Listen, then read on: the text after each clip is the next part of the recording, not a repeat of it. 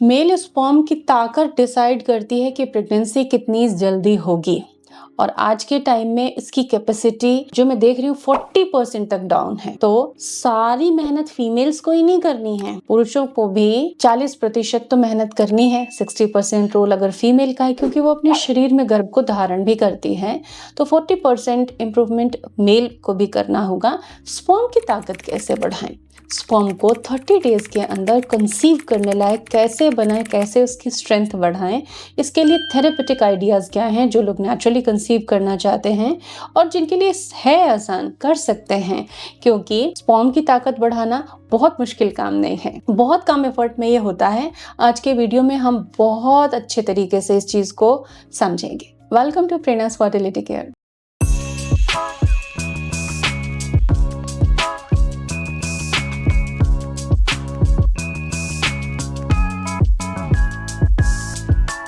तो स्पर्म की ताकत बढ़ाने के लिए हमें अपने खाना और 2-3 आदतें जो होती हैं, पुरुषों की कॉमन आदतें होती हैं, उसको बदलनी है। अगर हेल्दी प्रेगनेंसी चाहिए तो ये काम तो करना पड़ेगा। सबसे पहले खाने पर आते हैं, क्योंकि खाना तो अभिन्न अंग है ना। हम एक दिन में एटलीस्ट 3 बार तो खाते हैं, लेकिन क्या खाएं? जैसे खाना तो खाएं ही खाएं, लेकिन स्पर्म की ताकत बढ़ने लग जाए तो देखिए, जिंक वाली चीज़ें ज़्यादा खानी है। ग्रीन चीज़ें जैसे कि मूंग। अब मूंग के जब आप स्प्राउट्स खाओगे ना, उससे ज़्यादा जिंक मिलेगा। तो मूंग खाना है। कद्दू के बीज 1-2 चम्मच आप रोस्ट करके हल्का सॉल्ट वगैरह लगा के रख लीजिए, कंटेनर में भर के रख दीजिए। कभी भी चलते फिरते आप मंचिंग कर सकते हो। ऑफिस से आए और 2 चम्मच खा लिया, या सुबह वर्कआउट के टाइम या मॉर्निंग टाइम में कभी भी 1-2 चम्मच खा लिया।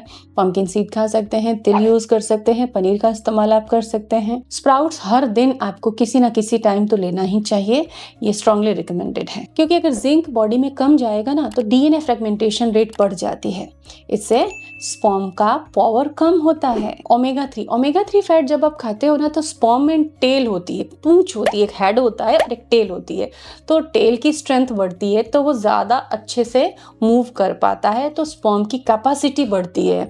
तो ओमेगा 3 में EPA DHA होता है। सप्लीमेंट्स भी बता चुकी हूँ और डाइट भी बता चुकी हूँ। नॉन वेजिटेरियन फिश ले सकते हैं ट्वाइस अ वीक, और जो वेजिटेरियन लोग हैं अखरोट, चिया सीड, फ्लैक्स सीड्स का सेवन कर सकते हैं। एंटीऑक्सीडेंट्स इतनी पावरफुल चीज़ है कि वो स्पर्म की जो क्वालिटी होती है ना, स्ट्रेंथ होती है, उसको गिरने नहीं देती, खराब नहीं होने देती।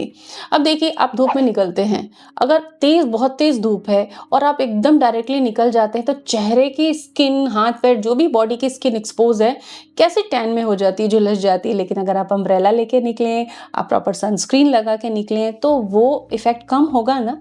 बिल्कुल इसी तरीके से एंटीऑक्सीडेंट जब आप लोगे तो ऑक्सीडेटिव स्ट्रेस का जो डैमेज आता है स्पर्म पे, उससे स्पर्म्स को एक प्रोटेक्शन मिल जाता है। तो विटामिन C, विटामिन E बहुत अच्छे एंटीऑक्सीडेंट हैं। इसके लिए क्या खाना है? अनार खाना है, फ्रूट्स लेने हैं आपको। आंवले का मुरब्बा भी आप खा सकते हैं, आंवले का जूस आप ले सकते हैं, उसकी लिंक भी मैंने डिस्क्रिप्शन में आपको दी है। हर दिन आंवले के शॉट्स आप ले सकते हैं। कीवी भी ले सकते हैं। जो सिट्रस फ्रूट्स होते हैं उनमें बहुत अच्छा विटामिन C है। मौसमी का जूस ले सकते हैं। तो एंटीऑक्सीडेंट रिच चीज़ें यानी कि फ्रूट्स एंड वेजिटेबल आपको ज़रूर खानी है। कई मेल फ्रूट्स नहीं खाते हैं, so it's a bad habit for fertility. पुरुषों के लिए प्रोटीन बहुत ज़रूरी है स्पर्म की क्वालिटी के लिए। अभी प्रोटीन कैसे ताकत देगा आपके स्पर्म को? तो जो स्पर्म की सेल होती है, सेल डेवलपमेंट के लिए प्रोटीन चाहिए होता है, अमाइनो एसिड्स चाहिए होते हैं। तो प्रोटीन इसेंशियल है। आप दालों का, स्प्राउट का सेवन करें ही। दाल हर दिन एक बार डाइट में ज़रूर होनी चाहिए। राजमा, मूंग, चिकपीस, काले चने, भुने चने, चने का सत्तू आपको लेना है। और आप लीन मीट भी ले सकते हैं। रेड मीट टोटल आपको अवॉइड करना है, और कोई भी प्रोसेस्ड फूड प्रोटीन का अवॉइड करना है। नेचुरल सोर्सेज से लेना है, इससे ही फर्टिलिटी बढ़ती है। 5वीं जो डाइट टिप है वो है आयुर्वेदिक हर्ब की। 3 हर्ब्स हैं जो स्पर्म की ताकत को बहुत तेजी से बढ़ाती है। अश्वगंधा, ये क्लिनिकली प्रूवन है कि ये स्पर्म की मोटिलिटी बढ़ाती है, क्योंकि ये टेस्टोस्टेरोन को बूस्ट देती है। सीमेन वॉल्यूम और वाइटलिटी के लिए शतावरी और सफेद मूसली लिया जाता है। तो इसके लिए मेरे बताए कोई सप्लीमेंट्स आप यूज कर सकते हैं। देखिए, स्पर्म जिस मीडिया में तैरते हैं वो तरल होता है, तो पानी अगर आप कम पीते हो तो आपके स्पर्म को मीडिया नहीं मिलेगा। तो हाइड्रेशन बराबर रखना है, पानी अच्छी मात्रा में आपको पीना है। कोकोनट वाटर स्पर्म मोटिलिटी के लिए बहुत अच्छा है। तो ऑफिस आते जाते या जब भी फुर्सत मिले कोकोनट वाटर जरूर आप पिएं। लाइफस्टाइल थेरेपीज बहुत इंपॉर्टेंट होती है। कितना ही अच्छा खा लो, लेकिन अगर लाइफस्टाइल अच्छे नहीं है तो कोई ना कोई तो प्रॉब्लम आड़े आएगी।